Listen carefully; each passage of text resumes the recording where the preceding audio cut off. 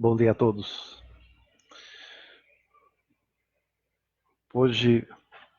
Ontem eu dei a aula 32, falando sobre Reikai. E hoje encontrei um texto, uma palestra de 1978 também, de julho, do reverendo Kawai. Muito interessante também. E o tema é a compreensão da lei. O espírito precede a matéria é a chave para elevar a nossa fé. Frequentemente me pedem para falar sobre a messiânica. Desejam ouvir sobre ela. Desejam que eu ouça as suas aflições. Dentre os problemas que ouço, há muitos que são difíceis de solucionar e que me levam a pensar: o que deve ser feito? Quanto mais difíceis os problemas, mais enfatizo a necessidade de retorno ao mais simples ensinamento. Ao fazeres o próximo feliz, certamente serás feliz. Esse ensinamento é, de um lado, extremamente simples e de outro, infinitamente profundo. Sejam os problemas a serem resolvidos difíceis como forem, se recorrerem sempre a esse ensinamento, como apoio do viver cotidiano, passarão a buscá-lo constantemente. E assim, abrir o caminho. Por parecerem por vezes tarefas demasiadamente pesadas, que requerem empenho especial, em muitos casos, não se está procedendo em relação a eles, como seria desejável.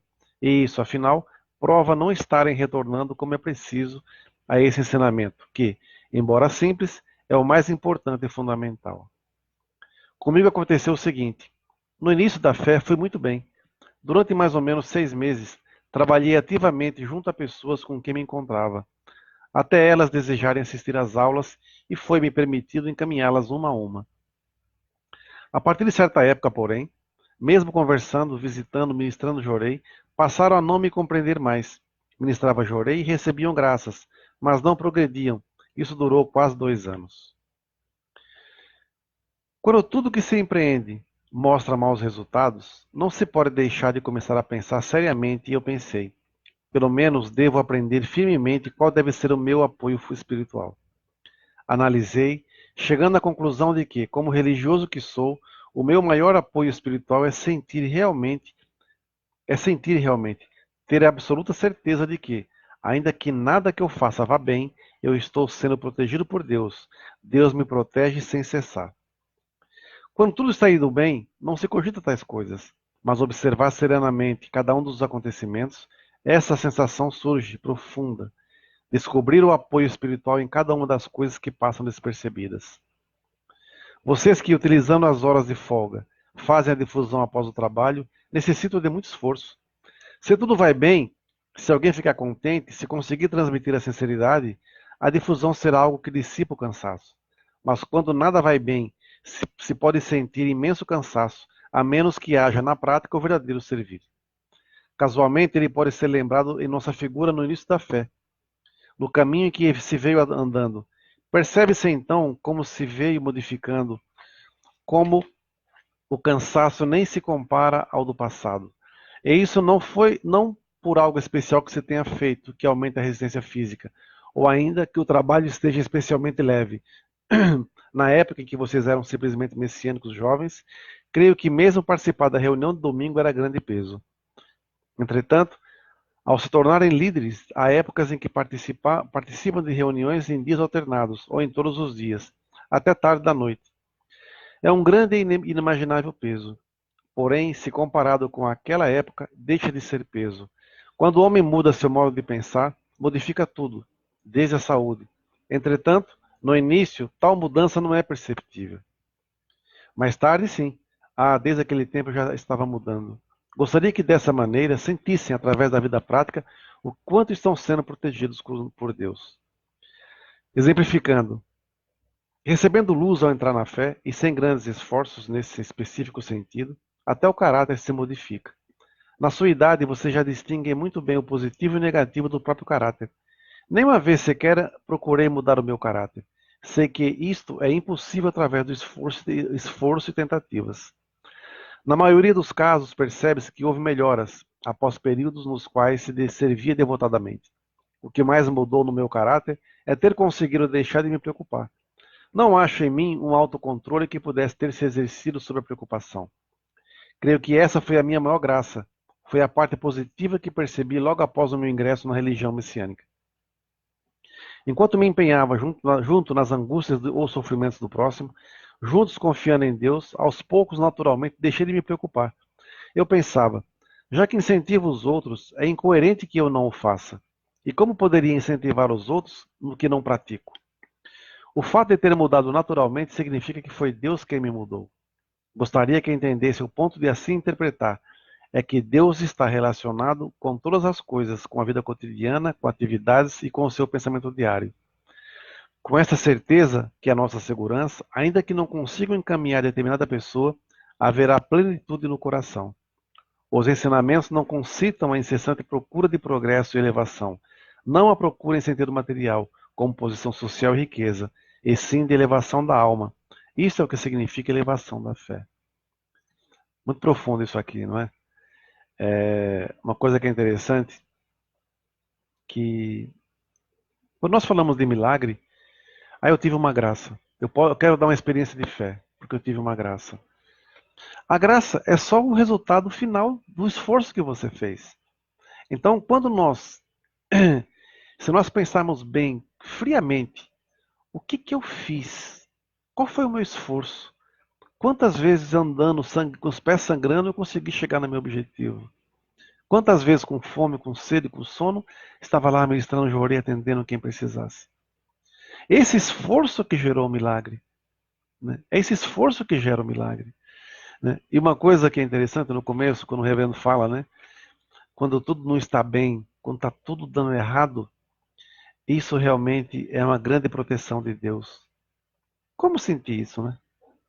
Como é que a gente consegue entender isso? Né? Porque quando está tudo bem, você nem lembra praticamente de Deus. Mas quando a coisa está toda enroscada, a coisa não anda, não flui, a gente vai pensar que realmente esse é Deus nos protegendo de alguma forma.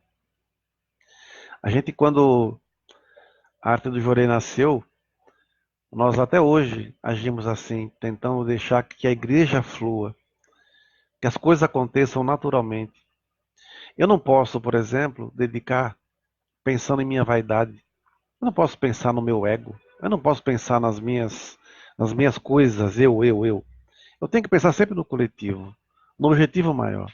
Por isso que o espírito precisa da matéria, né? Primeiro, eu falo sempre aqui, não existe graça material se não houver elevação espiritual. A pessoa pode até conseguir por um tempo, através de alguma forma talvez até negativa, até desonesta, mas depois cai. Dinheiro mal ganho, dinheiro mal gasto. Né? Então, de alguma forma, nós temos que, tendo essa consciência que o espírito precisa da matéria, entendendo que mesmo quando as coisas não estão indo bem, é sinal que Deus está nos protegendo, nos poupando de alguma coisa, ou nos preservando, porque alguma coisa muito boa vai vir, vai chegar. Né? Esse material aqui foi uma palestra para jovens, mas serve para todos nós até hoje. Né? Serve para todos nós. Quando, quando a gente entra num beco sem saída muitas vezes, ficamos sofrendo, pensando, meu Deus, e agora? Como é que vai ser? Vão fechar a igreja, não vou fechar a igreja, não vou dedicar mais, vou dedicar mais, isso, aquilo que o outro. Muitas vezes o nosso sofrimento ela é extremamente material, porque a nossa fé é fraca. Para você ter uma fé forte, você tem que suportar os reveses. Né? Quanto mais força você conseguir tirar de uma situação negativa, de uma situação dolorosa, mais forte no futuro você vai estar, você vai se tornar. Então, se hoje eu passo uma purificação financeira, amanhã eu vou saber como ensinar a ultrapassar essa fase. Se eu passo por uma purificação por doença, amanhã eu vou poder orientar porque eu vivi isso, essa dor, esse sofrimento. Se eu passo uma purificação por conflito, amanhã eu vou poder orientar como eu consegui vencer a mim mesmo. Então, Deus treina e disciplina aqueles que têm grande missão. Então, se nós somos treinados em alguma dessas purificações, é sinal que o Meixo Sama está realmente nos preparando para alguma coisa muito maior. Tem que perder a mania de ficar pensando que é coisa ruim, é que alguém fez alguma coisa, é isso, aquilo, outro. Nem tudo é isso. Muitas vezes é amor de Deus mesmo. Às vezes uma coisa está pronta, prestes a estourar, maravilhosa para nós, uma graça gigantesca. Aí Deus vai, opa, calma, tem uma coisa grave passando aqui, deixa eu segurar vocês um pouco, até essa tsunami espiritual passar. E você fica meio inconformado. Poxa, mas tá fazendo tudo direitinho, a coisa não acontece. Por quê, Micho-sama? Por quê? Por quê? De repente acontece uma grande tragédia, por assim dizer, espiritual, que se reflete na matéria. Depois que passa, a coisa flui naturalmente. Como explicar? Não é? Esse amor de Deus. Véio. Vejam, a gente na arte do Jorei, nós não pedimos donativo para ninguém. As pessoas fazem donativo porque elas sentem gratidão. Por isso que às vezes a gente passa uns apuros, né? Porque nós não somos mercantilistas. Mas confiando plenamente na vontade divina, eu sei que Deus provém, Deus proverá, né? E dentro disso tudo, sempre, nos momentos derradeiros, Meixo Sama se faz presente. É uma coisa incrível, incrível, incrível, incrível. Por quê? Até nisso eu vejo essa grande proteção divina. A arte de Jorei se expandiu em vários locais, em alguns países também. Mas nós nunca fomos atrás de ninguém. As pessoas nos procuravam, nos encontraram, descobriram a gente. Nunca prometi cargos, nunca prometi títulos, nunca prometi nada para ninguém. Só prometi, assim, servir. Né? Então, a gente vai acompanhando situações e vendo como Deus é bom. Como as coisas vão se encaixando no tempo de Deus. Né? As pessoas que muitas vezes vêm com outro tipo de intenção também não conseguem ficar. Porque Deus nos protege. Deus tira. Outro dia uma pessoa perguntou assim: nossa, mas tem pessoas que só querem saber de vocês se tem alguma coisa errada, se está dando uma coisa negativa, se está ferrado, se está isso, está aquilo outro. Eu falei, gente, se nós ficarmos presos a quem nos deseja mal, nós nunca vamos evoluir. As pessoas que nos desejam mal, na realidade, elas nos ajudam a crescer. Porque, veja, nós temos que, às vezes, atuar até como uma usina de lixo. Você recebe o lixo, transforma ele em energia. E, através dessa energia, você movimenta. Então, quando alguém manda algo negativo para nós, nós temos que ter uma força espiritual tão forte, tão grande, que conseguimos pegar essa energia negativa e transformar ela em energia positiva. Qual que é o segredo? É o foco. E não esquecer que o espírito precede a matéria. Você dedicando, fazendo seu donativo, encaminhando pessoas, ministrando jorei, você acha que Deus não vai te proteger? Um filho de Deus, querido e amado no céu, vergonha inocente, na terra com nada se amedronta. Esse é um salmo de Meixo Sama. Esse é um salmo de Meixo Sama. Né? Às vezes as pessoas, me afastei porque me magoei com fulano. Gente, a fé é tão barata assim. A fé é tão fraca assim. Eu tenho 35 anos de messiânico. Nunca me afastei da igreja. Tive discussões, brigas com o ministro na época e tudo mais e tal. Mas continuei dedicando. Mal falava com ele, mas eu poderia fazer a minha parte. Eu não ia na igreja por causa de ministro. Eu ia na igreja por causa da minha fé, Meixo Sama. Né? Então, talvez porque eu fui formado para servir, eu nunca me preocupei em bajular ninguém, em ficar atrás de ninguém, em ficar querendo cargo. Nunca me preocupei com isso. Quantas igrejas já abrimos? Né? Então, assim, eu tenho que me preocupar com quem quer ser útil a Deus. Quem não quer nada com a gente, quem quer só atrapalhar, eu não tenho que me preocupar com elas. Deus cuida. Eu não posso, nós não podemos desperdiçar nossas energias com aquilo que não vale a pena. Com aquilo que não vale a pena. Às vezes eu vejo que o maior exemplo de egoísmo é quando você se afasta por futilidade. O maior exemplo de egoísmo é quando você deixa que os seus melindres sejam maiores do que a sua fé. Isso prova que a sua fé é fraca. Prova que a sua fé é fraca. Eu lembro quando eu era assessor, a gente ia para a igreja, todo dia tinha reunião. Reunião disso, reunião disso aqui. Você estava na nave, você batia 3 vezes 3 papos, fazia oração, e vamos para a sala que o ministro está esperando. A gente não trocava o jorei, não ministrava o jorei, não fazia nada. Era só isso. Aí eu ficava pensando assim, nossa, as pessoas que nos veem devem achar que nós somos os caras mais importantes dentro da igreja, né? Porque nós aí só tem reunião, reunião, reunião, reunião, reunião.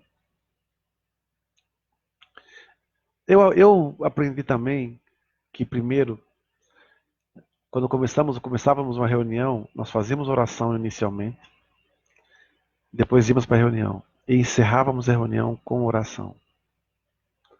Para você comunicar a Deus o que você vai fazer e você agradecer a Deus o que foi feito, né? Com isso, nós fechamos as duas portas. E com isso também evita-se o quê? Fofoca, intriga. Então, o espírito precisa da matéria. Orai e vigiai. Prestar atenção nos sinais. Quando Deus nos mostra que estamos no caminho certo ou no caminho errado, né? Essa reflexão de que temos que ter também, tentar buscar, né, aprendizado em cada fracasso, em cada queda, né, para poder ver onde pode melhorar, onde pode evoluir mais, né? Porque com certeza, nas vitórias e nas derrotas, Deus está do nosso lado, nos abençoando e nos protegendo. Por isso que em cada servir que você faz, em cada oração que você faz, em cada gratidão que você faça, em cada jorei que você ministra, pode ter certeza que Deus está no controle. Nada, nem ninguém pode nos derrubar, a não ser nós mesmos, pelas nossas fraquezas, pelo nosso ego, pela nossa vaidade, pelos nossos melindres. Vamos ser merecedores de uma vida plena em luz. Vamos ser verdadeiramente pessoas diferentes. Obrigado a todos e uma excelente missão.